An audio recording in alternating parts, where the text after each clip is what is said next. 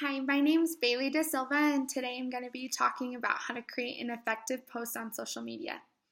So, I want to start by asking, how many of you have posted something on social media and gotten minimal engagement?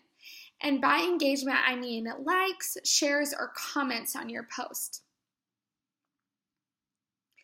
How many of you have posted something on social media and gotten quite a bit of engagement? My question for today is, what is it that makes an effective social media post versus a non-effective social media post? What's the difference?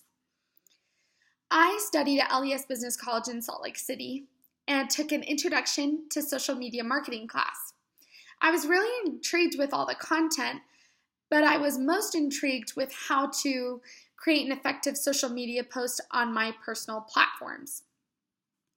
I've also learned a lot through my husband, who's taken several social media classes as well.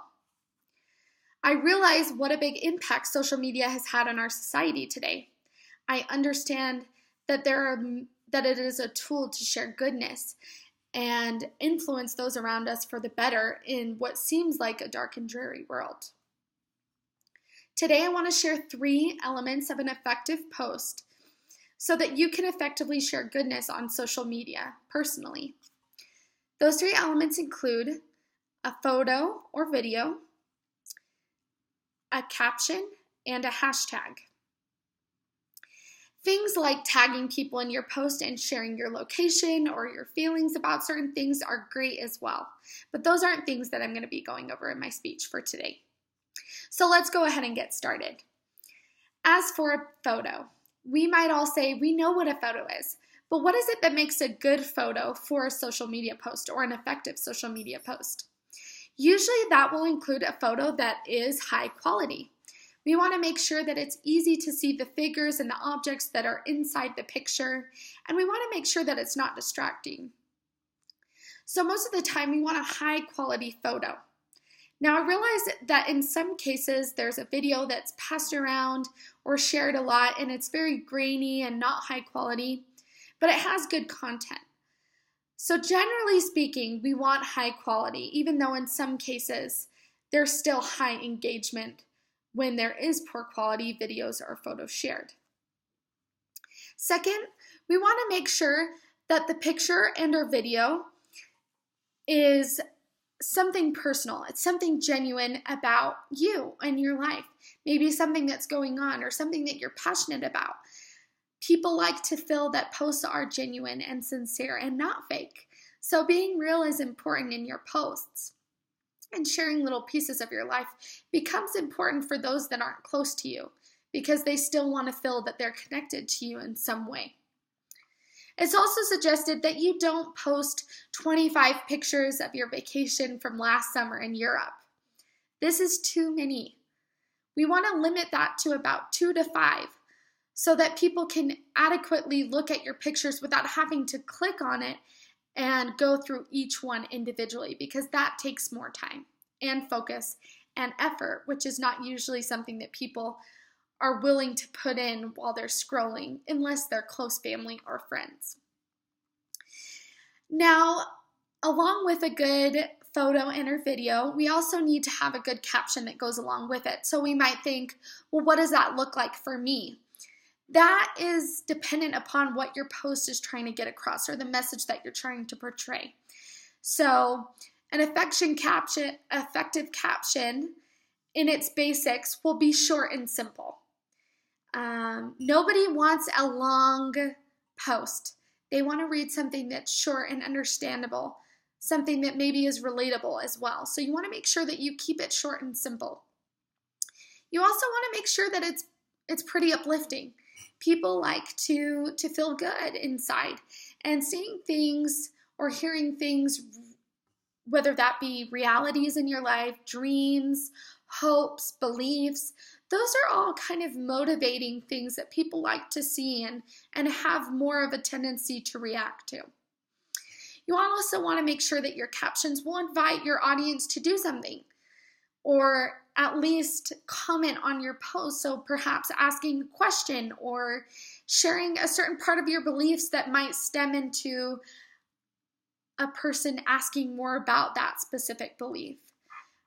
being able to post something that creates that kind of two-way discussion is really important to increase your engagement.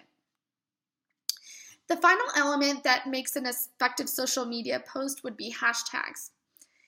And we might wonder, why are hashtags important or effective in any way? Well, if you think about it, during general conference time, and I didn't see it this past conference, but in the past they have had a hashtag general conf. And so when you plug in that hashtag on Facebook and Instagram, it will pull up all the posts that include that hashtag. So hashtags really can broaden your reach, because in the when it comes to events, it's able to reach a broader amount of people when you go back and look into it. Another example would be when I got married and my husband and I had a hashtag at our wedding, and people who posted things of us or pictures or videos of us, we could go in and type in that hashtag and see those, and those were very memorable for us to look at and view, and we were very appreciative to have that resource.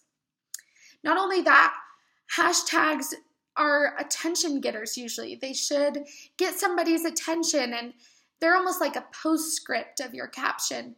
They're little words or phrases that might grab the attention of your audience in some way. So if you share maybe, I love my family so much, and then you say hashtag families are forever, well, that kind of, that's kind of a postscript that helps us to grab that attention of that certain phrase, which can be very effective.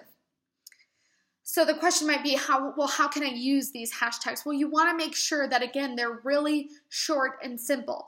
So saying hashtag, I love snuggling my husband on Sunday afternoons. Well, that's great.